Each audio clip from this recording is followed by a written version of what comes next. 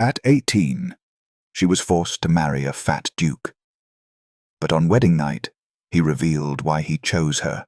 The stained glass windows of St. Mary's Cathedral filtered the afternoon light into jeweled fragments, crimson, sapphire, amber, that danced across Amanda G. Overlock's trembling hands as she clutched her bouquet of white roses. At 18, she had become London's most pitied bride, standing at an altar that felt more like a scaffold. Poor creature, Lady Pemberton's voice carried from the third pew. Sold to settle her wastrel brother's gambling debts, £20,000 worth of shame. Another voice, thick with false sympathy. The Duke of Westfield. They call him the gentleman giant, but we all know he'll not see another summer. A girl widowed before she's properly wed. Amanda's cheeks burned beneath her veil, but she kept her spine straight as her late mother had taught her. Behind her, Uncle Cornelius occupied the family pew like a conquering general surveying his spoils, his satisfied smirk visible even through the delicate lace. He had negotiated this arrangement with the efficiency of a livestock auction. Her youth and genteel breeding exchanged for the erasure of debts that would have destroyed them all. The organ's processional faded to silence. The verger struck his staff against the marble floor 3 times, the sound echoing through the vaulted space like a judge's gavel. His Grace, Troy Vester Roberts, Duke of Westfield. Every head turned. The congregation's collective breath seemed to still. Troy entered through the side chapel door, moving with the careful deliberation of a man navigating treacherous ground. His frame was substantial, his midnight blue velvet coat tailored to minimize rather than accentuate, though no amount of clever cutting could disguise his size. Yet there was something in his bearing. Head held high, shoulders square despite obvious effort, that commanded attention beyond his physical presence. His face, handsome in the way of a Renaissance sculpture softened by life's burdens, revealed neither shame nor apology. At 32, he moved as though his body were a responsibility he bore with dignity rather than defeat. He approached the altar with measured steps, each footfall deliberate, his breathing audible in the hushed cathedral. Amanda heard the whispers rise like a tide. He can barely walk to his own wedding, and 3 physicians have given him 6 months at most. And most cruelly, at least she'll have the widow's portion. Small comfort for a ruined life. Troy took his place beside her, and Amanda noticed what the gossips could not see from their pews. The steadiness in his hands as he accepted the prayer book from the vicar. The clarity in his grey eyes as they met hers for the first time. No weakness there, only a piercing intelligence and something else she couldn't name, determination, perhaps, or sorrow. "Dearly beloved," the vicar began, his voice thin and reedy against the cathedral's vastness. The ceremony proceeded with excruciating slowness. When asked if she took this man, Amanda's voice emerged as barely a whisper. "I do." The words felt like a door closing on every dream she'd harbored for her future. But when Troy's turn came, his voice rang out clear and strong, a deep, resonant thunder that seemed to fill every corner of the cathedral. "I do, before God and these witnesses, take Amanda Grace Overlock as my wife, to honor and protect, to cherish and uphold for all the days granted to us." The room fell absolutely silent. Even the rustling of silk and the whispered speculations ceased. In that moment, Troy's voice held an authority that transcended his physical state, a force of will that demanded acknowledgement. As they turned to face the congregation, Amanda caught the expressions on the assembled faces. Pity, certainly. Morbid curiosity. The satisfied cruelty of those who had secured favorable positions for the social spectacle. They saw a mismatch, a tragedy in progress, a young girl's sacrifice to family honor. But tonight, when the cathedral doors closed behind them and the last carriage departed from Westfield Manor, Troy would reveal what no one in this glittering crowd could imagine. This marriage was not Amanda's prison sentence. It was her fortress. And the man they had written off as a dying invalid was not her jailer, but her protector. Perhaps, against all logic and expectation, her only ally in a world that had already measured her for mourning clothes. The Duke extended his arm, and Amanda placed her gloved hand upon it. Together they walked down the aisle through a gauntlet of judgment, neither trembling now, bound by vows that society expected would be brief, but which would test them in ways neither could yet foresee. The private study at Westfield Manor smelled of old leather and beeswax, a room clearly designed for contemplation rather than display. Amanda stood near the fireplace in her traveling dress, having shed the elaborate wedding gown with its crushing weight of expectations. The flames cast restless shadows across walls lined with books that appeared actually read rather than merely decorative. Troy had excused himself after their arrival, giving her time to compose herself. And now he entered, carrying a wooden box inlaid with mother-of-pearl. "You must be wondering," he said quietly, settling into a chair that creaked under his weight, "why a man in my condition would bind himself to marriage." He set the box on the desk between them. "Why I would burden a young woman with what society assures us is a losing proposition."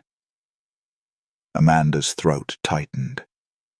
"My uncle explained the financial arrangement, Your Grace. I understand the practical—" "Your uncle," Troy interrupted, his voice hardening, "understands nothing of why I purchased those debts." He opened the box, revealing a collection of letters tied with faded ribbon. "These belong to my mother, the Dowager Duchess, and this one," he extracted a single sheet with careful reverence, "is from yours." Amanda's breath caught. "My mother?" "Eleanor Overlock was my mother's dearest friend. They met as girls at Miss Hartwell's academy and remained inseparable until—" He paused, his jaw tightening. "Until your mother's illness. I was 17 when my mother brought me to your family's townhouse. Eleanor was already very weak, but her mind was sharp as ever. She made me promise something that day." He handed Amanda the letter. Her mother's handwriting, elegant even in illness, swam before her eyes. "Should my daughter ever find herself without protection, without sanctuary from those who would use her, I beg you to remember this friendship. Be her shield, Catherine, as you have always been mine." "My mother died the following year," Troy continued, "but on her own deathbed, she extracted the same promise from me. 'Troy,' she said, 'if Eleanor's daughter ever needs refuge, you must provide it. Swear it on my memory.' So I swore." Amanda's hands trembled as she lowered the letter. "But my mother died when I was 10. How did you—" "I have kept watch." His voice was matter-of-fact, as though surveillance were a natural extension of an old promise. "When your brother's gambling debts reached catastrophic proportions, when Cornelius began entertaining offers from Lord Grimsby, a man thrice your age with 2 dead wives to his credit, I knew the time had come. I purchased the debts outright.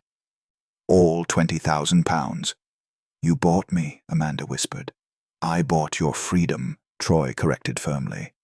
"Grimsby would have destroyed you. Cornelius would have sold you to whoever offered the most advantageous alliance.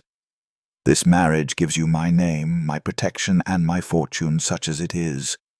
What it need not involve." His eyes met hers with unexpected gentleness. "Is any expectation beyond that? You are safe here, Amanda.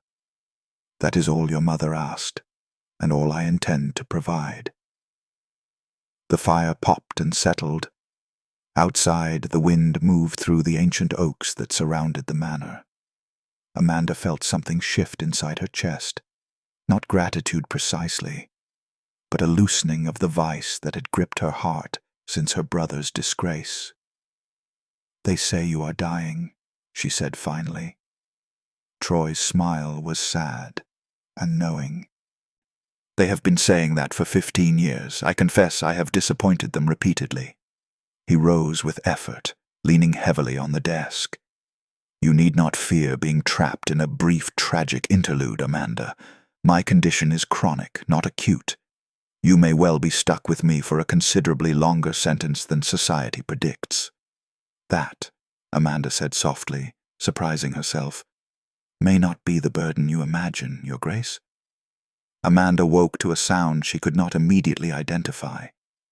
A low, sustained groan that seemed to emanate from the walls themselves. She sat upright in the unfamiliar bedchamber, dawn light seeping through heavy curtains, and realized the sound came from the adjoining suite. Troy's rooms. She wrapped herself in a dressing gown and moved to the connecting door, which stood slightly ajar. What she saw made her breath catch. Troy sat on the edge of his bed, both hands gripping the mattress, his face contorted with an effort that seemed wholly disproportionate to the simple act of standing. His nightshirt clung to his frame, darkened with perspiration despite the morning chill. As she watched, he attempted to rise, muscles trembling with exertion, only to collapse back onto the bed with a gasp that sounded like defeat. "Forgive me," he said without turning, somehow aware of her presence. "This is not a sight fit for a duchess." Amanda stepped into the room. "How long does this take?" "On good days? 20 minutes. Today feels less charitable." He tried again, this time managing to achieve a standing position, though his hands never left the bedpost. His breathing came in shallow, rapid bursts. "I must warn you, Amanda. What society sees at balls and dinners is the culmination of hours of preparation. The Duke of Westfield you met yesterday required 3 hours of careful movement before he could walk down that aisle." She moved closer, noting details she had missed the previous day, the specialized grips installed beside the bed, the walking stick positioned within easy reach, the compression garments laid out on a nearby chair. "What does it feel like?" Troy considered the question as he slowly released the bedpost, testing his weight. "Like my body has declared independence from my will, each joint negotiates separately for terms of cooperation. My knees insist they require 10 minutes of gentle persuasion. My back demands tribute in the form of careful stretching. My lungs—" He paused to catch his breath. "My lungs are the most rebellious subjects of all. You speak of it like a war, because it is." He took a single, careful step, then another. "Every morning I wake to find my body has staged a coup in the night. Every evening I negotiate a temporary truce that allows me to sleep. The rebellion never ends. I can only manage the terms of engagement." Amanda watched him cross the room to the washstand, a journey of perhaps 15 feet that took nearly 5 minutes. He gripped the basin's edge, shoulders heaving, and she understood with sudden, terrible clarity why society mistook his condition for weakness of character. They never saw this. They never witnessed the sheer force of will required for him to appear in public at all. "The physicians," she said carefully, "what do they say causes this?" Troy's laugh was bitter. "They say many things: too much rich food, insufficient exercise, weakness of moral fiber. One suggested I was being punished for unnamed sins. Another recommended leeches." He turned to face her, and she saw exhaustion in every line of his face. Not one has successfully explained why a man who eats less than his footmen and exercises to the point of agony should suffer thus. It is, they assure me, a great mystery. Or perhaps divine judgment. But you do not believe that. "I believe," Troy said slowly, "that my body is fighting a battle against an enemy no one can name. And I am losing, inch by inch, year by year. This is why I married you, Amanda. Not to condemn you to watch my decline, but to ensure you have security when—" He stopped, steadying himself against the washstand. "When the rebellion finally wins." Amanda felt something harden inside her chest. "Then we must find the enemy's name," she said quietly, "and learn how to fight back." The library at Westfield Manor had been neglected, its once pristine order dissolved into comfortable chaos. Amanda had volunteered to catalogue the collection, partly to occupy her hands and partly to escape the pitying glances of the household staff, who seemed uncertain how to address a duchess who wandered the corridors alone. She was rescheling a volume of Milton when her hand brushed against a leather spine tucked behind the poetry section, concealed as though hidden from casual discovery. The journal was bound in dark Morocco leather, its pages thick with ink and time. She opened it to a random entry and found not poetry or philosophy, but something far more intimate. March 14th, 1809. Consulted with Dr. Pemberton regarding the persistent swelling in my extremities. He recommends reducing salt intake to near elimination and increasing constitutional walks to 2 hours daily. Previous regime of 1 hour proved insufficient. Weight: 16 stone, 3 pounds. Morning pulse: 94. Evening pulse: 102. Pain upon waking: severe. Duration to achieve mobility: 47 minutes. Amanda's hands trembled as she turned the pages. Each entry was precisely dated, clinically detailed, stripped of self-pity or complaint. Just facts, measurements, observations recorded with scientific rigor. She pulled more journals from their hiding place. 7, 10, 15 volumes in total, spanning years. The earliest was dated 1794, when Troy would have been barely 17. June the 2nd, 1794. Mother insists I see Dr. Harrison in London. He attributes my condition to overindulgence, though I have eaten nothing but boiled chicken and vegetables for 3 months. Weight continues to increase despite restricting meals to twice daily. Dr. Harrison recommends I examine my moral character. He suggests gluttony of the soul manifests in the flesh. Amanda sank into a chair, another journal open across her lap. Page after page documented a systematic investigation of his own body. Dietary experiments that would have starved most men, exercise regimens that bordered on torture, consultations with physicians whose names she recognized from the medical register. She counted 24 different doctors over 15 years, each offering contradictory advice, each implying moral failure when their treatments proved worthless. April 19th, 1803. Dr. Thornbury's mercury treatments have produced no improvement. The tremors they induced have, thankfully, subsided. He suggests the failure lies in my insufficient commitment to his protocol. I consumed nothing but his prescribed broths for 40 days. I walked until my feet bled. If this is insufficient commitment, I cannot fathom what sufficiency would require. She found sketches in some volumes, anatomical drawings of joints, notations about which movements caused greatest pain, careful documentation of every symptom. This was not the work of a man resigned to decline. This was the work of a man desperately seeking answers in a medical establishment that had already judged him guilty. The most recent journal sat on top. Its final entry dated 3 days before their wedding. September 8th, 1811. Weight: 19 stone, 2 pounds. The deterioration continues despite every intervention attempted. I have exhausted the knowledge of England's finest physicians and found only condemnation dressed as diagnosis. Tomorrow, I marry Amanda Overlock to fulfill a sacred promise. She deserves better than a husband who cannot climb stairs without assistance, but I can at least offer her protection from worse fates. If these journals serve any purpose, let it be proof that I tried, that this was not surrender, but defeat by an enemy I could never see.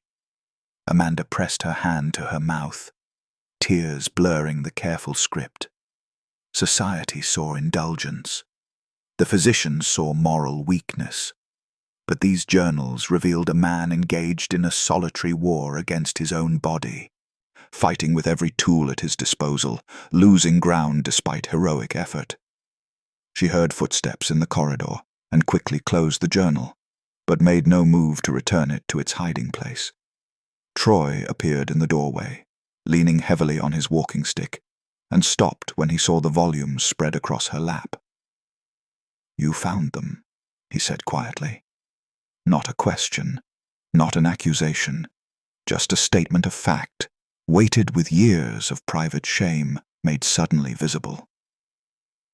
"You have been searching for answers since you were 17 years old," Amanda said, her voice steady despite the emotion threatening to overwhelm her. "Every physician in London has failed you. But Troy—" She stood, clutching the journals like evidence at trial. What if the answer simply has not been found yet? What if we have been asking the wrong physicians?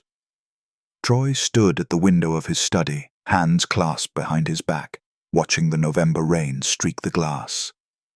"Absolutely not," he said for the third time.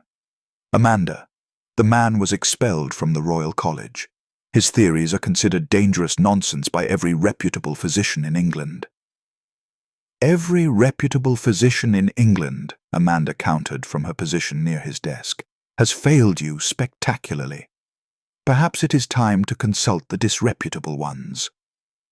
She had found Dr. Edmund Hartley's name buried in a medical journal from Edinburgh, his article on glandular disorders dismissed in a scathing editorial as fanciful speculation, unburdened by tradition or evidence, which was precisely why she had written to him. Tradition had given Troy nothing but judgment. "He believes the thyroid gland regulates metabolism," Troy said, his tone suggesting this was self-evidently absurd, that a small organ in the neck controls weight, temperature, even mental vigor. It is the sort of radical notion that ends careers. "Your career is already ended," Amanda said quietly. "You have not attended Parliament in 2 years. You refuse social invitations. You live as a recluse in your own estate. What precisely do you risk by hearing him out?" Troy turned from the window, and she saw the war in his expression. Pride battling desperation, fear of hope warring with the exhaustion of defeat. "And if he is simply another charlatan, another man who sees a dying duke and smells profit, then I will throw him out myself," Amanda promised. But Troy, what if he is not? The physician arrived on a Tuesday afternoon, emerging from a hired carriage with a battered leather case and an expression of undisguised curiosity. Dr. Edmund Hartley was younger than Amanda expected, perhaps 40, with prematurely grey hair and spectacles that gave him an owlish appearance. He wore no wig, kept his coat plain and serviceable, and carried himself with the unpolished confidence of a man who had stopped caring what society thought. Troy received him in the study with glacial formality. "Dr. Hartley, my wife informs me you have theories about glandular function." "I have evidence about glandular function," Hartley corrected mildly, setting his case on the desk without invitation. "Though I confess the Royal College prefers tradition to evidence." He withdrew a curious brass instrument, all hinged arms and measuring scales. "Your Grace, may I ask how long you have suffered your current symptoms?" "Since I was 16. "And the physicians you consulted attributed your condition to?" "Moral weakness, excessive appetite, insufficient exercise, divine judgment. Take your selection." Troy's voice was flat, drained of emotion. I have heard every variation. Hartley's expression darkened. The ignorance of educated men is often more dangerous than pure stupidity. He approached Troy with the instrument. May I examine your neck? I wish to palpate the thyroid region. What followed was unlike any medical examination Amanda had witnessed. Hartley asked questions no other physician had considered. Did Troy feel perpetually cold? Did small exertions produce disproportionate fatigue? Had his hair coarsened over the years? Did he experience mental fog that lifted and descended without apparent cause? Troy answered each query with growing bewilderment, and Amanda saw recognition dawning in Hartley's eyes, not judgment, but understanding. Your Grace, Hartley said finally, lowering his instrument. I believe you suffer from hypothyroidism, a severe underproduction of thyroid hormone. The gland here, he indicated Troy's neck, is enlarged, struggling to function. It is not moral failure. It is not gluttony. It is a medical condition with physiological causes and potentially physiological remedies. Troy stared at him. You are saying there is a name for this? A name, a cause, and possibly a treatment. Hartley opened his case, revealing vials and carefully labeled pouches. I cannot promise recovery, Your Grace, but I can promise you something 24 other physicians apparently could not, a rational approach based on understanding rather than condemnation. For the first time since Amanda had met him, she saw tears in her husband's eyes. When do we begin? Dr. Hartley spread a series of anatomical drawings across Troy's desk, his finger tracing the small, butterfly-shaped gland at the base of the throat. The thyroid produces a substance I call thyroid essence, a chemical messenger that instructs every cell in your body how quickly to burn fuel. When production fails, as yours has, the body slows like a clock wound too loosely. Everything becomes harder, heavier, slower. Troy leaned forward, his breath short from even that small movement. And this explains the weight gain. The fatigue? Everything, Hartley said with conviction. Your body is not receiving the signal to metabolize properly. Food that should provide energy instead accumulates because your cells cannot process it efficiently. Your heart beats sluggishly. Your muscles work against resistance. Even your thoughts move through fog. He tapped another diagram. Traditional physicians see obesity and assume cause. I see symptom and search for source. Amanda watched her husband's face transform as understanding replaced years of self-recrimination. Can it be treated? Experimentally, yes. Hartley pulled several small bottles from his case. Seaweed extract, concentrated for iodine content. The thyroid requires iodine to function, and I suspect your diet has been chronically deficient.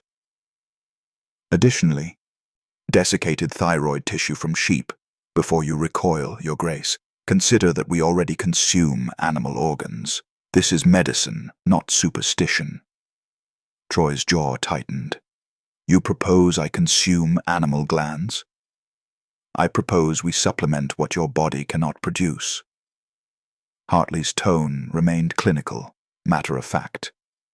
Combined with specific dietary modifications, not starvation, but strategic nutrition, and carefully graduated exercise.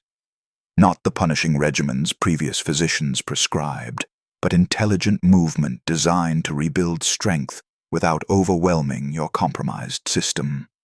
The protocol Hartley outlined was meticulous and demanding. Troy would take the thyroid extract 3 times daily with the seaweed preparation. His diet would emphasize lean proteins, vegetables, and whole grains while eliminating refined sugars and excessive salt. Most revolutionary was the exercise prescription, beginning with simple arm movements performed while seated, gradually progressing as tolerance improved. "This will take months," Hartley warned. "Your body has been deprived for years. Recovery cannot be rushed." Troy studied the bottles before him as though they contained either salvation or poison, perhaps both. "And if it fails? If this is merely another false hope in a long catalogue of disappointments? Then we will have tried something based on rational theory rather than moral judgment," Hartley replied. "But, Your Grace, I have seen this condition before. Rarely, but I have seen it, and I have witnessed improvement when properly addressed." He met Troy's gaze directly.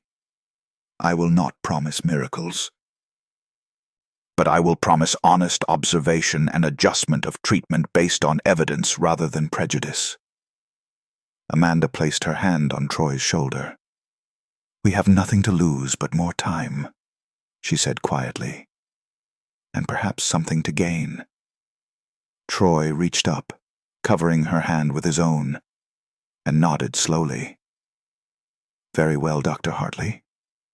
I place myself in your care, unconventional though it may be." The first dose was administered that evening, a small amount of the desiccated thyroid mixed with water, followed by a spoonful of the iodine-rich seaweed extract that tasted of the ocean's bitter depths. Troy grimaced but swallowed it with determination. "How long before I feel different?" he asked. Hartley packed his instruments with practiced efficiency. "Some patients report increased energy within a fortnight. For others, changes come gradually over months. Your body must remember how to function properly. That is not a quick lesson." That night, Amanda found Troy in his study, staring at the bottles Hartley had left. "Do you truly believe this might work?" he asked. "I believe," Amanda said carefully, "that for the first time, someone is treating you as a patient with an illness, rather than a sinner requiring penance. That alone seems worth the attempt." Troy turned the bottle in his hands, studying the label written in Hartley's precise script. 15 years I have carried this burden, believing myself somehow responsible. 15 years of physicians telling me to eat less, move more, pray harder. And now, this man suggests my body has been betraying me all along through no fault of my own. Then let us give your body the means to remember its duty, Amanda said, and though neither spoke of hope aloud, it hung between them like a candle newly lit in a long, darkened room. The legal documents arrived on a frost-bright January morning, delivered by a clerk from the Court of Chancery, whose apologetic demeanor suggested he understood the blow he carried. Amanda broke the seal with trembling hands while Troy watched from his chair, where he had been working through his morning exercises under Dr. Hartley's prescribed regimen. Petition for guardianship and conservatorship, the heading declared in ornate script. In the matter of Troy I Roberts, Duke of Westfield, alleged to be of unsound mind and diminished capacity. Lord Cornelius Overlock, Amanda read aloud, her voice hollow with disbelief, petitions this honourable court to declare Troy vs. Roberts incompetent to manage his personal affairs and estates, and requests appointment as guardian and conservator of said estates, including all properties and incomes derived from the marriage settlement of Amanda G. Roberts, née Overlock. Troy's face had gone carefully blank. The expression Amanda had learned meant he was absorbing a devastating blow while refusing to show weakness. On what grounds? She scanned the pages, each word more poisonous than the last. He claims you have not attended Parliament in over 2 years, that you are unable to perform basic duties of your station. He has secured affidavits from, her voice caught, from Lord Ashford, Lady Pemberton, and Dr. Thornbury, all testifying to your severely diminished physical and mental state. Thornbury states you refused his treatments and dismissed his medical guidance, demonstrating irrationality and unsound judgment. Thornbury nearly killed me with mercury treatments, Troy said quietly. Refusing poison is hardly evidence of incompetence. But Amanda was reading further, her horror mounting. "He argues that your marriage to me was itself evidence of impaired judgment, that no man of sound mind would bind himself in marriage while in such condition, and that my own youth and inexperience prove I am unfit to manage the estates should you die. He claims—" She had to stop, fury choking her words.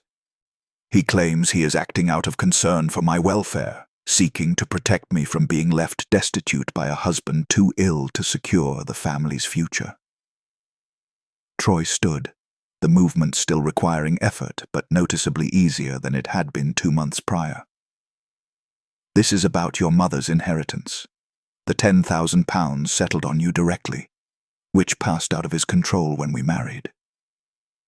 "It is about all of it," Amanda said bitterly. "Westfield, my inheritance, everything. He wants guardianship of both estates. He would control every penny, make every decision. We would be prisoners in our own home, requiring his permission for every expenditure, every choice." She looked up at Troy, seeing not the struggling invalid of their wedding day, but a man whose eyes had grown sharper, whose breathing came easier, whose very presence seemed more substantial. "He does not know you are improving." "No," Troy agreed slowly. "He has not visited since the wedding. His intelligence comes from society gossips and vindictive physicians whose treatments I refused. He believes he is petitioning to control a dying man's estate." Amanda moved to the window, watching winter sunlight glint off frozen grounds. "The hearing is scheduled for March 12th, 6 weeks. She turned back to her husband. "Can Dr. Hartley's treatments produce enough improvement by then? Enough to prove you sound in mind and body?" "I cannot predict recovery's pace," Troy admitted. "But Amanda, even if I appear in perfect health, Cornelius has secured witnesses willing to testify against me, respected members of society, a physician from the Royal College. His case is not without foundation. I have been absent from public life." "Then we must build a better foundation for our defense," Amanda said, and Troy heard steel in her voice that had not been there on their wedding day. "We have 6 weeks to gather our own witnesses, our own evidence. Dr. Hartley can testify to your rational mind and improving health. We can subpoena your medical journals to prove years of systematic self-investigation. We can demonstrate that your absence from society was the result of an undiagnosed medical condition, not incompetence." Troy studied his young wife, seeing not the frightened girl who had whispered her vows, but a woman prepared to wage war for their shared future. "You would testify in the Court of Chancery. Subject yourself to their questions?" "I would burn the Court of Chancery to its foundations if it meant keeping you from my uncle's clutches," Amanda replied. "He sold me once. He will not have the chance to do so again." Amanda convened the household staff in Westfield's Great Hall 3 days after the petition arrived, standing before them with Troy's 15 years of medical journals stacked on the table like artillery. Mrs. Hodges, the housekeeper who had served the family for 30 years, watched with undisguised curiosity as the young Duchess shed her diffidence like an ill-fitting cloak. "Lord Cornelius will call witnesses to testify about His Grace's condition," Amanda announced, her voice carrying through the vaulted space. "He will paint a picture of incompetence and decay. You have all served this household faithfully, witnessing the Duke's daily reality. I need each of you to document what you have seen. Not his struggles, but his persistence, his rationality, his meticulous management of these estates despite physical limitations." Jennings, Troy's valet, stepped forward. "Your Grace, I have kept records of His Grace's correspondence. Every letter answered, every tenant matter addressed, every account reviewed. The Duke may require assistance with physical tasks, but his mind has never faltered." Then we shall need those records, Amanda said. Dated, witnessed, notarized. Mrs. Hodges, the household accounts. I presume they show consistent rational management. Impeccable management, the housekeeper confirmed. His Grace reviews every expenditure personally. Has done for years. Amanda moved through the household like a general marshalling troops, securing testimony, organizing documentation, transforming grief into strategy. She spent hours with Dr. Hartley, preparing his medical testimony, ensuring he could explain hypothyroidism in terms the court would comprehend. Hartley marveled at her tactical precision, her ability to anticipate objections and counter them before they arose. "You have a legal mind, Your Grace," he observed as she outlined their courtroom strategy. "I have a desperate mind," Amanda corrected. Desperation clarifies thinking remarkably. But the household preparations were merely preliminary. The true battle required reinforcements beyond Westfield's walls. Against Troy's protests, Amanda departed for London in late February, taking only her lady's maid and a fierce determination that alarmed even the coachman. The city received her coldly. Society had already judged the Duke of Westfield incompetent, and his young wife's sudden appearance seemed confirmation rather than contradiction of the rumors. But Amanda had not come seeking society's approval. She had come seeking parliamentary allies. Lord Blackwood, who had served with Troy's father, received her in his Mayfair study with obvious discomfort. "Your Grace, I sympathize with your position, but the Duke has been absent from Parliament for 2 years, Amanda interrupted, due to an undiagnosed medical condition now being successfully treated. Lord Blackwood, you knew Troy before his illness worsened. You know his character, his intellect. I am not asking you to lie. I am asking you to testify to the truth, that absence due to illness does not equal incompetence." Blackwood studied her for a long moment.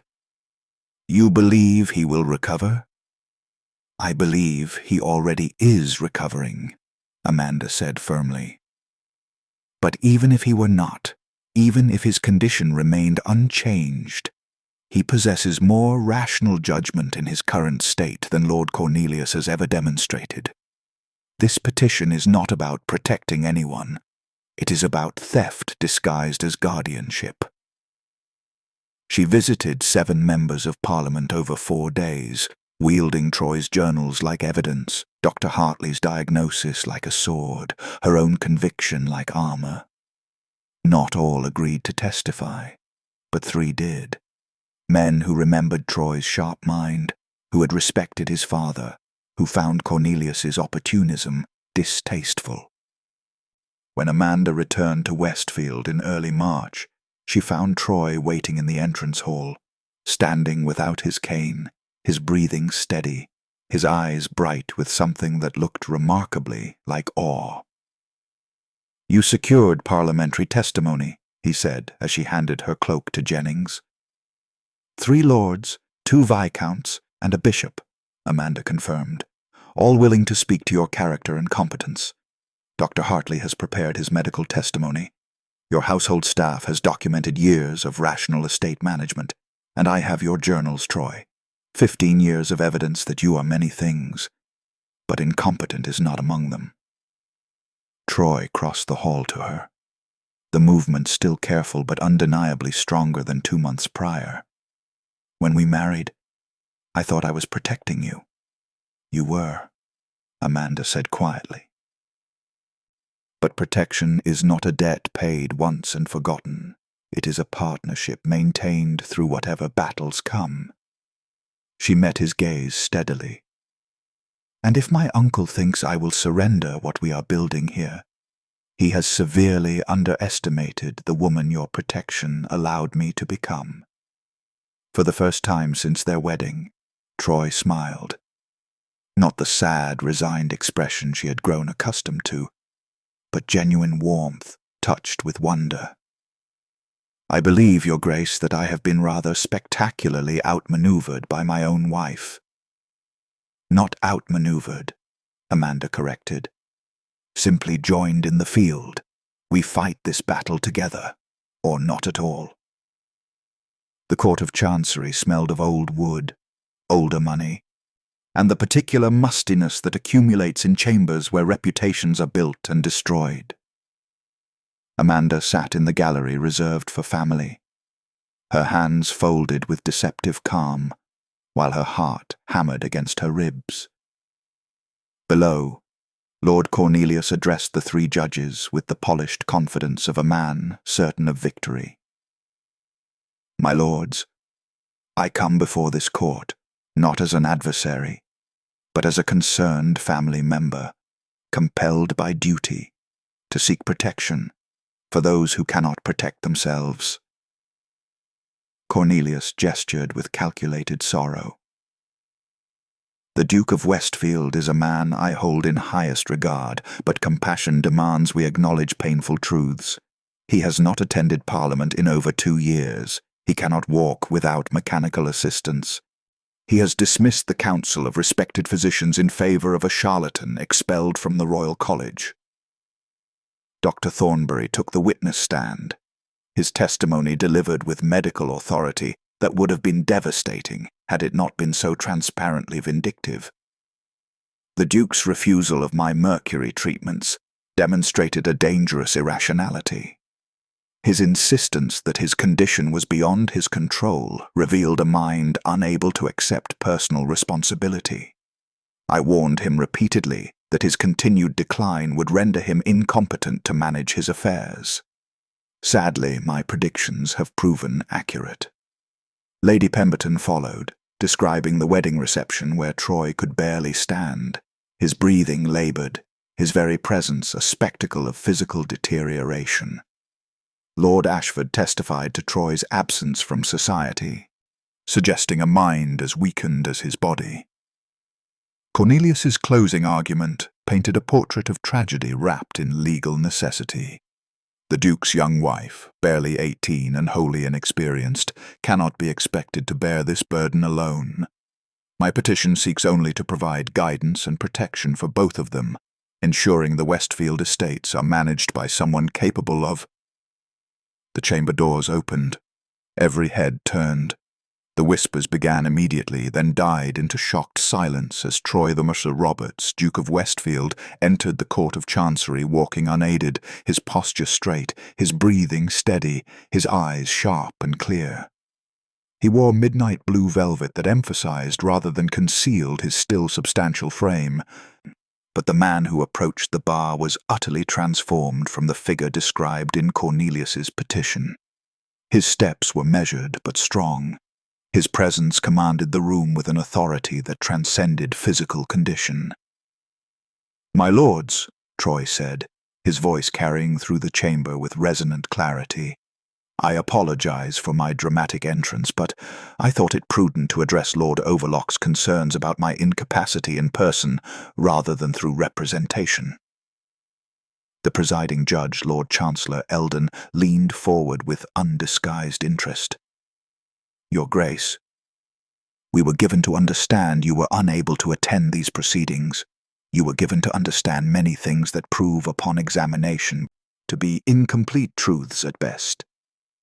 Troy placed a leather-bound volume on the bar before him, the first of his medical journals. "For 15 years I have documented my condition with scientific precision. These journals record consultations with 24 physicians, detailed accounts of every treatment attempted, and meticulous observations of symptoms and effects. They demonstrate not incompetence, but desperate rationality in the face of medical ignorance." He opened the journal to a marked page. "Dr. Thornbury testified that my refusal of his mercury treatments showed irrationality. My journal entry from that period notes that his protocol produced severe tremors, memory loss, and deterioration of my already compromised health. Refusing poison is not irrationality, my lords. It is self-preservation. Dr. Hartley was called next, his testimony delivered with clinical precision. The Duke suffers from hypothyroidism, a glandular disorder affecting metabolism. It is a medical condition, not a moral failing. Traditional physicians missed the diagnosis because they were searching for evidence of gluttony rather than disease. Under proper treatment, His Grace has shown remarkable improvement over the past 3 months. Troy then called his own witnesses, parliamentary allies who testified to his sharp intellect and sound judgment, household staff who documented years of meticulous estate management, and finally, Amanda herself, who faced the court with unwavering composure. Lord Cornelius claims to act from concern for my welfare, she stated clearly. But his petition was filed within weeks of my marriage, a marriage that removed my inheritance from his control. This is not protection. This is opportunism. Lord Chancellor Eldon studied the journals, the medical testimony, the household records. When he finally spoke, his voice carried the weight of considered judgment. Lord Overlock, your petition describes a man incapacitated and incompetent. The man before this court is neither. Illness does not equal incompetence, and recovery does not require a guardian's supervision. He struck his gavel once. Petition dismissed. The Duke of Westfield retains full control of his person and estates. Cornelius's face purpled with fury, but the judgment was final. As they exited the courthouse, Troy offered Amanda his arm, not for his support, but for hers, as partners walking into uncertain future together, victorious. The ballroom at Westfield Manor blazed with 1,000 candles, their light reflecting off crystal chandeliers and the jewels adorning 200 guests who had come to witness what society now whispered was the season's most remarkable transformation. Amanda stood at the top of the grand staircase, wearing ivory silk and the Westfield emeralds, stones that had not been worn since the late Duchess's time, now resting against her throat like a claim of legitimacy hard won through battle. Below, Troy waited at the foot of the stairs, resplendent in black evening dress, his posture straight, his color healthy, his eyes fixed on his wife with an intensity that made several matrons exchange knowing glances. When she descended, he offered his hand with the easy grace of a man who had reclaimed his body from years of rebellion. "Your Grace," he said formally, though his smile held private warmth. "May I have the honor of opening this ball with you?" The whispers rippled through the crowd as they took their positions for the waltz. Lady Pemberton, who had testified so cruelly at their wedding reception, now watched with something approaching embarrassment. Lord Ashford, considerably more sober than his last appearance at Westfield, murmured to his wife about the remarkable efficacy of modern medicine. Even Dr. Thornbury, uninvited but present through the tales being told, existed only as a cautionary story about the dangers of medical arrogance. The orchestra began, and Troy led Amanda into the dance. His steps were measured but confident, his breathing steady throughout the movements that would have left him gasping for air 9 months prior. They moved together with the synchronization of partners who had fought battles side by side and emerged not merely victorious, but fundamentally changed. "They are calling you the Westfield Rose," Troy murmured as they turned. "For your beauty, certainly, but more for the thorns you displayed in that courtroom." "I prefer Duchess," Amanda replied, her eyes bright with amusement. "I worked rather hard for the title, as did I to be worthy of you bearing it." The dance concluded to enthusiastic applause, and society, that same cruel audience who had mourned their union as tragedy, now celebrated it as triumph. They held court together throughout the evening, Troy demonstrating the wit and intelligence that illness had never actually dimmed, Amanda revealing the strength of character that protection had allowed to flourish rather than wither. But as midnight approached and the guests began their departures, Amanda found herself drawn to the gardens where roses bloomed in the midsummer warmth. She was studying a particularly beautiful white bloom when Troy's voice came from behind her. "I promised your mother I would protect you," he said quietly, joining her among the flowers. "On that day when I was 17 and she was dying, I swore I would be your shield should you ever need one."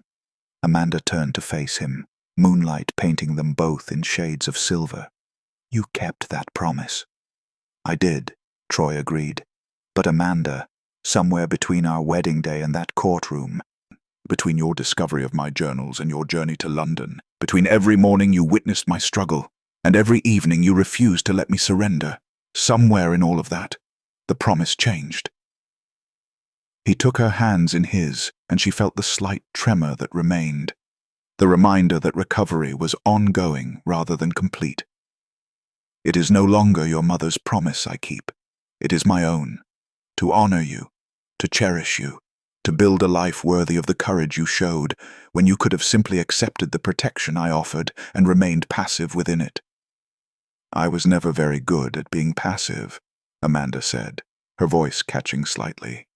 "Thank God for that," Troy replied fervently, "because the woman I married out of duty has become the woman I love beyond measure.